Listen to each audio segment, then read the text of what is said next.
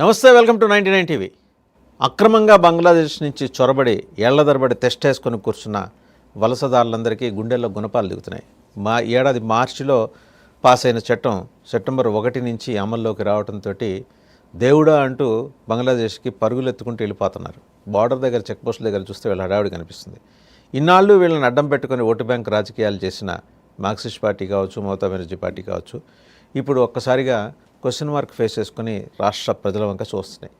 West బెంగాల్లో ఏం జరుగుతోంది? సర్ ఎంట్రీ తోటి సీన్ మారుతోందా? దీని మీద సమగ్రంగా విశ్లేషణ అందించడానికి మనతో ఉన్నారు geopolitical affairs expert and political analyst Suresh Kochareddy గారు. నమస్తే సురేష్ గారు. నమస్కారం. దాదాపు 5-6 దశాబ్దాల సమస్య ఇది.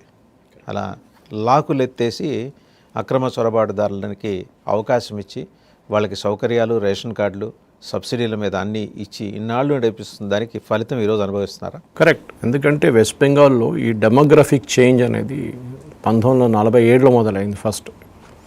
అప్పుడు స్వాతంత్రం టైంలో ఈస్ట్ పాకిస్తాన్, వెస్ట్ పాకిస్తాన్ అని డివైడ్ చేశారు. ఈస్ట్ పాకిస్తాన్లో ఉన్న చాలామంది 60% మంది ముస్లిమ్స్ ఉన్నారు, 60 నుంచి 65%. మిగతా వాళ్ళు హిందువులు ఉన్నారు. కానీ ఇప్పుడు అసలు హిందువులు చాలా తక్కువ. అక్కడ చిట్టగాంగ్ కానివ్వండి, ఇట్లాంటి ఏరియాస్లో హిందూస్ మెజారిటీగా ఉన్నారు. ఇన్ఫ్యాక్ట్ మనకు స్వాతంత్రం వచ్చిన టైంలో చిట్టగాంగ్లో ఉన్న వాళ్ళు స్పెసిఫిక్గా మహాత్మా గాంధీ కానీ జవహర్లాల్ నెహ్రూని రిక్వెస్ట్ చేసిందంటే మాకు చిట్టగాంగ్ని భారతదేశంతో కలపండి అని చెప్పి. ఈవెందో చిట్టగాంగ్ చాలా దూరం ఉంది మన టెరిటరీ నుంచి, కానీ అటువైపు నుంచి దగ్గర ఉంటుంది, ఇది మన నార్త్ ఈస్ట్ స్టేట్స్ నుంచి. కానీ మనలో ఏదో డిసిషన్ తీసుకోలేదు ఆ టైంలో, అట్లనే ఉంచేశారు.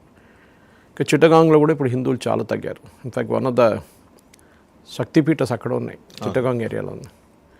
అది కాకుండా ఇప్పుడు లాస్ట్ ఒక 20-30 సంవత్సరాలు కమ్యూనిస్ట్ వాళ్ళ టైం నుంచి, హయాం నుంచి చాలా మట్టుకు ముస్లిమ్స్ ఇల్లీగల్గా బంగ్లాదేశ్ నుంచి ఎంటర్ అయ్యారు. ఇక్కడ రాగానే కమ్యూనిస్ట్ వాళ్ళు వాళ్ళకి బర్త్ సర్టిఫికెట్, ఆ టైంలో ఆధార్ లేదనుకోండి, బర్త్ సర్టిఫికెట్లు, రేషన్ కార్డులు, స్కూల్ సర్టిఫికెట్లు అన్నీ ఇప్పించేశారు. వాళ్ళని సిటిజన్స్గా మార్చుకున్నారు. అది నడుస్తూనే పోతుంది. ప్రతి సంవత్సరం గవర్నమెంట్ ఆఫ్ ఇండియా ఫిగర్స్ ప్రకారం ఈవెన్ యూపీ హయాంలో స్టేట్మెంట్ ఇచ్చారు.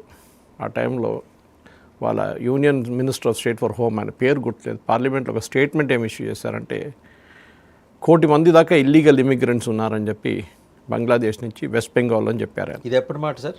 యూపీ హయాంలో. ఓకే. కానీ యుల్ బీ సర్ప్రైజ్డ్, ఆ స్టేట్మెంటు ఒక వారమో 10 రోజుల తర్వాత విత్డ్రా చేసుకున్నారు. మైట్ బి శివరాజ్ పాటిల్ ఇచ్చి ఉంటారు. ఎవరు నాకు ఎగ్జాక్ట్ గుర్తులేదు, you can Google it and get it that statement. I remember distinctly it was withdrawn.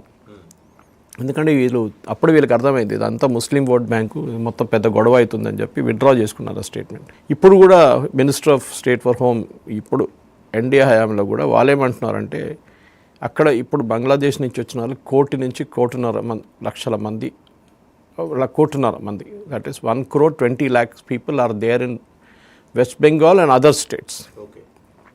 ఇప్పుడు ఏం జరుగుతుందంటే ఎస్ఐఆర్ మొదలైనప్పుడు ఎస్ఐఆర్లో ఒక భయం వీళ్ళకి ఎందుకు వచ్చిందంటే, ఒకటి వీళ్ళు ఉండే చోట్ల చెక్కింగ్ మొదలైంది. ఫర్ ఎగ్జాంపుల్ రెంట్కి ఉన్నప్పుడు వాళ్ళ ఓనర్స్ భయపడుతున్నారు, ఎవరెవరు వాళ్ళకి ఇచ్చారు, కాంట్రాక్టర్స్, వీళ్ళు తీసుకొచ్చిన మనుషులు, లేకుంటే వీళ్ళతో పని చేయించుకుంటే కన్స్ట్రక్షన్ సైట్లో వాళ్ళు భయపడుతున్నారు. ఎందుకంటే ఒక చట్టం మార్చారు ఇక్కడ, అది మనం అర్థం చేసుకోవాలి. ఆ చట్టం ఏంటంటే, in fact I will read out the details to you also. దానిలో ఈ ఇమిగ్రేషన్, మన దగ్గర ఉన్న ఇమిగ్రేషన్లో ఇమిగ్రేషన్ అండ్ ఫారినర్స్ యాక్ట్ 2025 అని చెప్పి